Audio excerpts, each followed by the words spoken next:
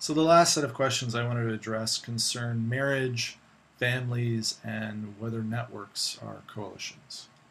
And this was asked by Nilesh, who said, is marriage and thus family a coalition? Is it temporary?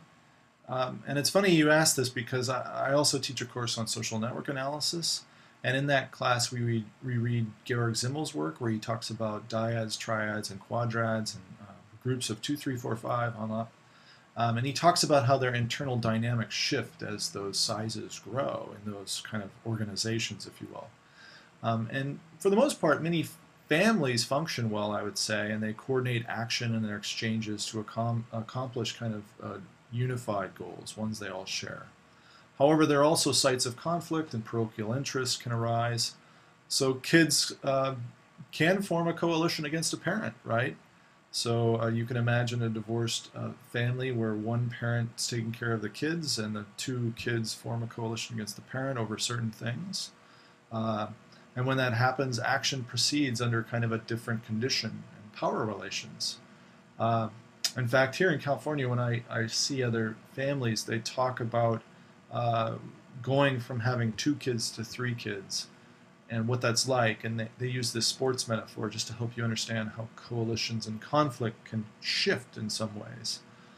They talk about when you have 2 kids, it's like, and 2 parents, you have one-on-one defense or man-to-man, defense, they'll say sometimes. So each parent takes a child and manages that way. Whereas when you have 3 kids, suddenly you're playing zone defense. So that means like one parent for 2 kids or in an area of kids.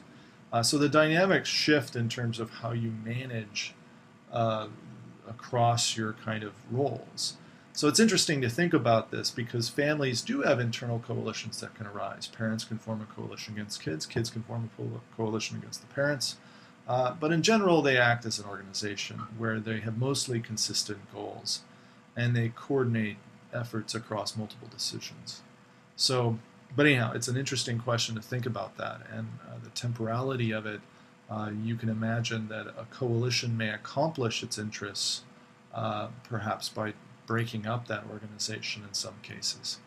And then the other question was by Mukadam, sorry if I mispronounce, I apologize. But what about social networks? Are they coalitions? Was the question. So here we have another question about is a particular kind of institutional arrangement a coalition? And I think you'll find similarities between coalitions and interest networks. So that's a particular kind of network that comes together around an interest. Plus, I do think if you look online in these blogs and kind of chat groups, you might find some coalitions arising there where you have strange bedfellows working together, but you need some kind of collective output. You need some kind of decision that has to happen, some kind of action, like say a majority vote on something. And if that happens in those cases, you might have kind of coalition behavior where people bargain and compromise and negotiate and the like. So anyhow, I hope I've answered some of your questions this week. There's so many, it's difficult to pick.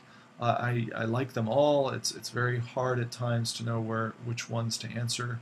And not all of them have very concise or clean answers. And that's what's kind of fun about them is that the reality of organizations is quite a complex situation, and the fun part about it is that we get a deeper understanding and a deeper sense of how to manage and ponder it so that maybe we can become more informed in our own actions within these organizations and hopefully change them for the better.